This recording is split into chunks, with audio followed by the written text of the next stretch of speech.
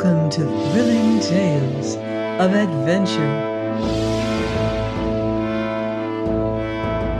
I'm Martell, reading Martin Conisby's Vengeance by Jeffery Farnol.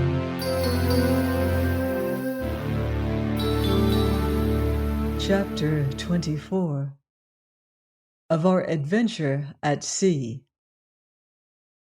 Dawn found us standing easterly before a gentle wind, with the land bearing away upon our right, a fair and constantly changing prospect of sandy bays, bold headlands, and green uplands backed by lofty mountains, blue with distance.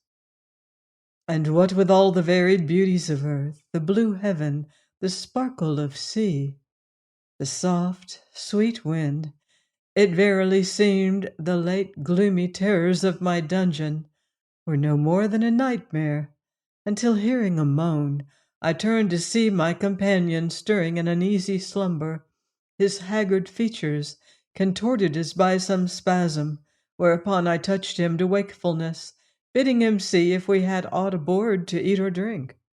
But he crouched motionless as one wrapped in an ecstasy, staring eager-eyed from cloudless heaven to sapphire sea, and round about upon the glory of the dawn, and fell suddenly a-laughing as from pure joy, and as suddenly hid his face within his shriveled hands. This, oh, glory of God, this, instead of black despair, said he in weeping voice, this sweet, healing wind instead of searing flame, and you, Martin, 'tis you have given all this. I dreamed me back in the hell you brought me from. Sun and wind and sea, oh, God love thee. These be your gifts to me that was your enemy. Nay, our enmity is dead and done with. Martin Conisby, said he, looking on me through his tears, through you, by God's grace, I know again the joy of living, and God aiding me, you shall yet know the like happiness, and I may compass it. Now, seeing him thus deeply moved, I grew abashed, and beckoning him to take the tiller, began to overhaul the contents of the boat's lockers, and thus found that Don Frederigo had furnished us to admiration with all things to our comfort and defense. Forthwith I set out breakfast, choosing such things as I judged the most perishable, and we ate and drank mighty cheerful. But as Sir Richard sat thus in his rags, staring upon all things with ineffable content, the bright sun showed me the hideous marks of his many sufferings, plain and manifest in his bent and twisted frame, the scars that disfigured him and the clumsy movements of his limbs misshapen by the torment. And moreover I noticed how ever and anon he would be seized of violent tremblings and shudderings, like one in an ague, insomuch that I could scarce abide to look on him for very pity, and marvelled within myself that any man could endure so much and yet live. "Oh, friend," said he suddenly, "'tis a wondrous world you have given back to me. I almost grow a man again." Even as he uttered these brave words, the shuddering took him once more. But when I would have aided him, he smiled and spake twixt chattering teeth. "Never heed me, Martin, this come of the water dungeons. 'Twill soon pass. God knoweth you have suffered overmuch. Yet he hath brought me forth a better man therefore. Though my body is something the worst, is true. Indeed, I am a sorry companion for a voyage, I doubt." "Howbeit," said I, "last night, but for your ready wit, we had been taken." "Say you so, Martin? There's kind thought and comforting, for I begin to dread lest I prove an encumbrance to you." "Nay, sir, never think it," said I, "for 'tis my earnest hope to bring you to the loving care of one who hath sought you long and patiently." Is it Joan? Oh, mean you my daughter, Joan? Is she in these latitudes? Even so, sir, for you she hath braved 1,000 horrors and evils. And here, in answer to his eager questioning, I told him much of what I have writ here concerning the Lady Joan, her resolute spirit and numberless virtues, a theme whereof I never wearied. Thus heedless of time, of thirst or hunger, I told of the many dire perils she had encountered in her quest, both aboard ship and on the island, to all of which Sir Richard hearkened, his haggard gaze now on my face, now fixed yearningly on the empty distances before us, as he would fain conjure up the form of her whose noble qualities I was describing. When at last I had made an end, he sat silent a great while. "I was a proud, harsh man of old," said he at last, "and a father most ungentle. And 'tis thus she doth repay me. You and she were children together, playfellows, Martin. Ay, sir, 'twas long ago. And in my prideful arrogance I parted you, because you were the son of my enemy. But God hath brought you together again, and his will be done. But, Martin, if she be yet in these latitudes, where may we hope to find her? At Darien in the Gulf. Darien, said he, why there, Martin, 'tis a wild country, and full of hostile Indians. I landed there once. So I told him how Adam had appointed a place of meeting there, showing him also the chart Adam had drawn for my guidance, the which we fell to studying together, whereby we judged we had roughly but some 80 leagues to sail, and a notable good sea-boat under us, and that by keeping in sight of the main we could not fail of fetching up with a rendezvous. Always suppose we had not lost our bearings by being blown out to sea. Had I but quadrant and compass, Martin. How, sir, said I, can you navigate? I could once, said he with his faint smile.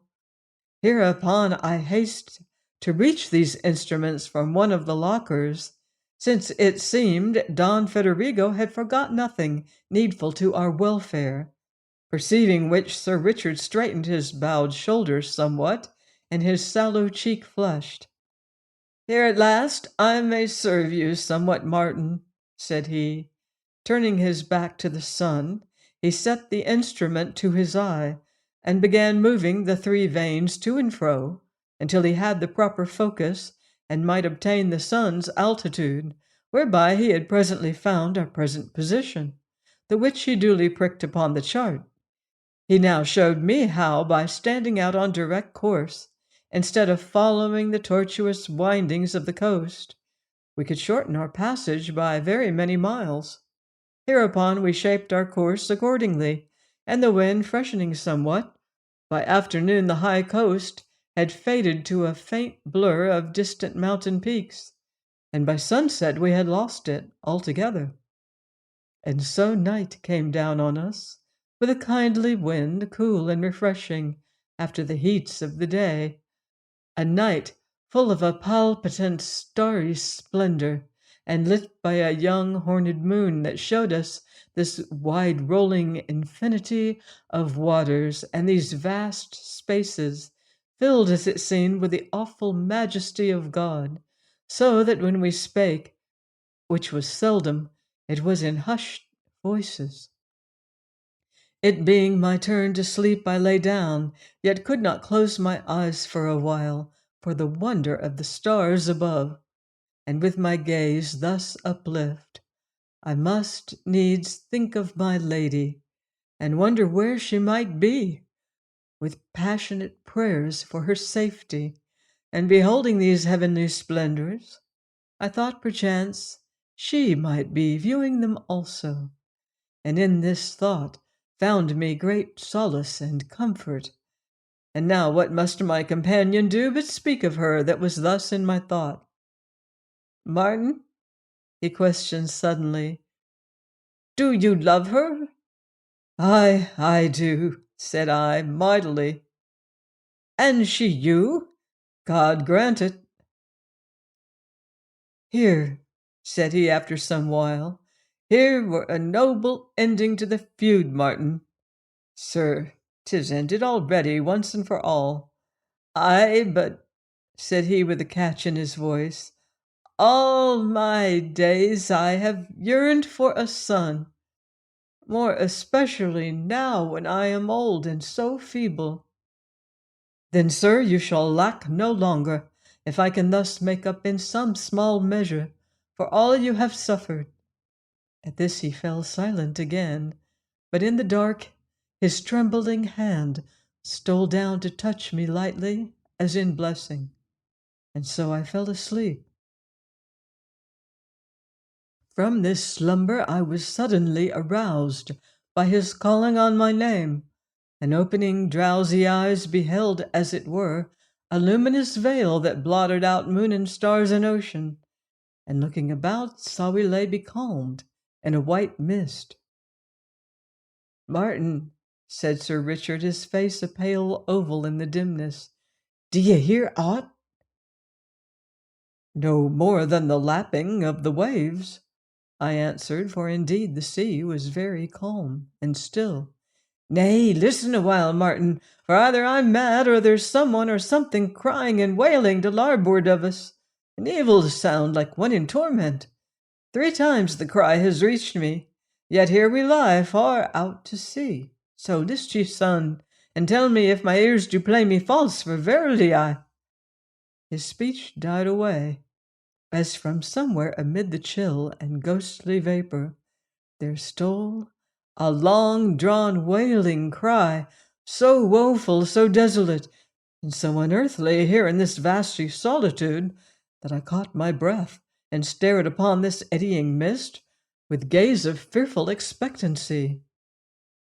"You heard it, Martin, you heard it?" "Ay," I nodded. "'Tis like one cries upon the rack, Martin." "'Tis belike from some ship hid in the fog yonder," said I, handing him a musket from the arms locker. "There was no ship to see before this fog came down on us," quoth Sir Richard uneasily, howbeit he took the weapon, handling it so purposefully as was great comfort to see, whereupon I took oars and began to row towards whence I judged this awful cry had come. And presently it rose again, dreadful to hear, a sound to freeze the blood. I heard Sir Richard cock his piece, and glanced instinctively to make sure Don Federigo's sword lay within my reach. 3 times the cry rose. Ere with weapon poised for action, Sir Richard motioned for me to stop rowing, and glancing over my shoulder, I saw that which loomed upon us through the mist, a dim shape that gradually resolved itself into a large ship's boat or pinnace. Sword in one hand and pistol in the other, I stood up and hailed lustily, yet got no sound in reply, save a strange dull whimpering. Having shouted repeatedly, to no better purpose, I took oars again and paddled cautiously nearer until at last, by standing on the thwart, I might look into this strange boat, and the fog being luminous, perceived 3 dark shapes dreadfully huddled and still. But as I gazed, one of these stirred slightly, and I heard a strange, dull thumping sound, and then I saw this for a great hound. Hereupon I cast our boat hook over their gunwale, and while Sir Richard held the boats thus grappled, scrambled aboard them pistol in hand, and so came upon 2 dead men, and beside them this great dog. And I saw now these men had died in fight, and not so long since, for the blood that fouled them and the boat was still wet, and even as I bent over them, the hound licked the face of him that lay uppermost, and whined. And men and dog alike seemed direly thin and emaciate. Now it was in my mind to shoot the dog out of its misery, to which end I cocked my pistol. but seeing how piteously it looked on me and crawled to lick my hand, I resolved to carry it along with us, and forthwith, in no little to-do, presently contrived to get the creature into our boat, thereby saving both our lives, as you shall hear. So we cast off, and I sat to watch the boat until, like a phantom, it melted into the mist and vanished away. Turning, I beheld the hound, his great head on Sir Richard's knee, licking the hand that fondled him. "He is pined of hunger and thirst, Martin. I will tend him whiles you sleep. He shall be a notable good sentinel, and these be very keen of scent. The Spaniards do use them to track down poor runaway slaves withal, but these dogs are faithful beasts, and this hath been sent us, doubtless, to some good end." Join me next time for another exciting chapter of Martin Conisby's Vengeance by Jeffery Farnol, here on Thrilling Tales of Adventure.